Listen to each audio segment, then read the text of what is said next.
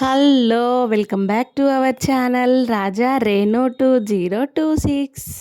ఈరోజొచ్చేసి కారపు బూందీ అండి. పిల్లలకు స్నాక్స్ లాగా యూజ్ అవుతుంది. సో, బయట కొనుక్కొచ్చే పని లేకుండా ఇంట్లోనే ఈజీగా ఎలా చేసుకోవాలో ఇక్కడ పర్ఫెక్ట్ కొలతలతో చూయించానండి. ఎలా చేసుకోవాలో మనం ఒకసారి వీడియోలోకి వెళ్దాం.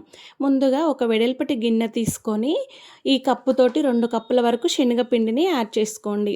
2 కప్పుల శనగపిండికి 3/4 కప్పు వరకు బియ్యపిండిని వేసుకోండి. బియ్యపిండి వేసిన తర్వాత ఈ 3 మంచిగా కలిసేలాగా కలుపుకోండి.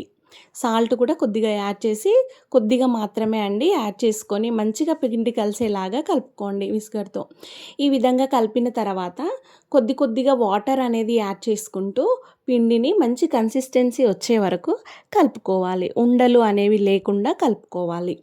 సో, ఈ ప్రాసెస్లో ఈ విధంగా కలుపుకోవాలి వాటర్ వేసుకొని. కొత్తగా ఎవరైనా మన ఛానల్ని చూస్తున్నట్టయితే ఖచ్చితంగా సబ్స్క్రైబ్ చేసుకోండి. లైక్ చేయడం అయితే మర్చిపోకండి. సో, ఈ విధంగా చూడండి చక్కగా మంచిగా కలిసేలాగా కలుపుకున్న తర్వాత ఇక్కడ కొద్దిగా వంట సోడాని యాడ్ చేసుకోండి. సో, వంట సోడా యాడ్ చేసుకున్న తర్వాత మళ్ళీ ఒకసారి మంచిగా కలిసేలాగా కలిపేసుకోండి. వంట సోడా అంతా కూడా కలిసేలాగా కలుపుకోండి. పిండి అనేది మంచి కన్సిస్టెన్సీలో వస్తుంది అండి. ఒకే ప్రాసెస్లో కలపండి. చూడండి ఈ విధంగా పిండి ఈ కన్సిస్టెన్సీలో ఉండాలి అన్నమాట. మరీ చిక్కగా కాకుండా మరీ పలచగా కాకుండా చూసుకోవాలి.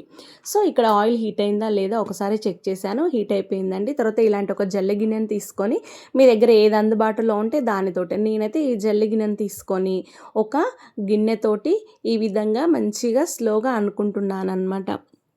చూడండి ఇక్కడ చేయితో అంటే మనము ఖచ్చితంగా పిలకలు అనేవి వచ్చేస్తాయి, తోకల్లాగా వస్తాయి కిందంగా. సో, అలా కాకుండా ఏదైనా ఒక చిన్న కట్టర్ లాంటిది తీసుకొని మంచిగా కలిపితే ఈ విధంగా వస్తాయి అన్నమాట. బూందీ వేసిన ప్రతిసారి జల్లి గిన్నెను కూడా నీట్గా కడగాలి అన్నమాట. సో, ముందలంగా వెనక వైపు మంచిగా నీట్గా కడగడం అంటే వాటర్తోని తూడ్చేసుకొని ప్రతిసారి బూందీ వేసుకుంటే చాలా బాగా వస్తుంది. ఎలాంటి తోకలు పీకలు లేకుండా చాలా చక్కగా వస్తుంది. చూడండి ఎంత రౌండ్గా మంచిగా వచ్చాయో. గోల్డెన్ బ్రౌన్ కలర్ వచ్చే వరకు ఫ్రై చేసుకోండి. సో, ఈ విధంగా అన్నీ కూడా ఇదే ప్రాసెస్లో ఫ్రై చేసుకోండి. చూడండి చాలా చక్కగా వచ్చాయి, మంచిగా కూడా ఫ్రై అయిపోయాయి. చూడండి ఇలా విధంగా అయిపోయాయి. సో, ఇప్పుడు అన్నీ ఇదే విధంగా పిండినంతా కూడా ఇదే ప్రాసెస్లో చేసుకోవాలి.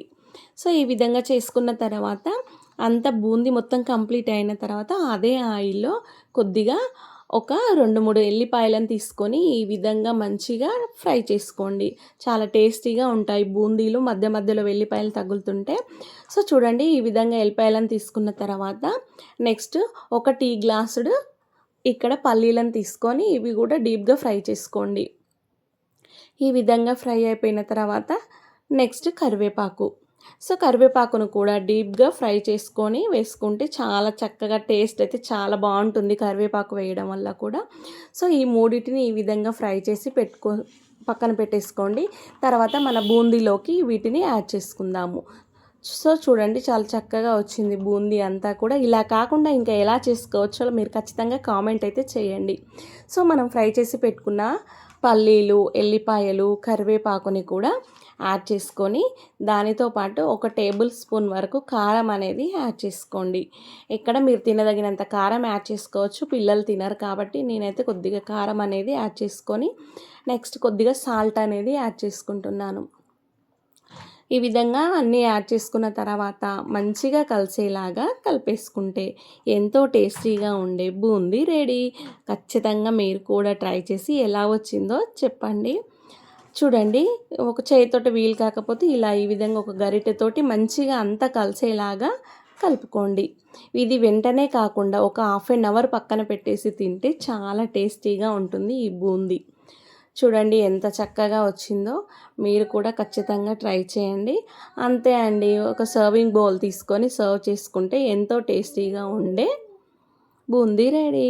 Thanks for watching. సబ్స్క్రైబ్.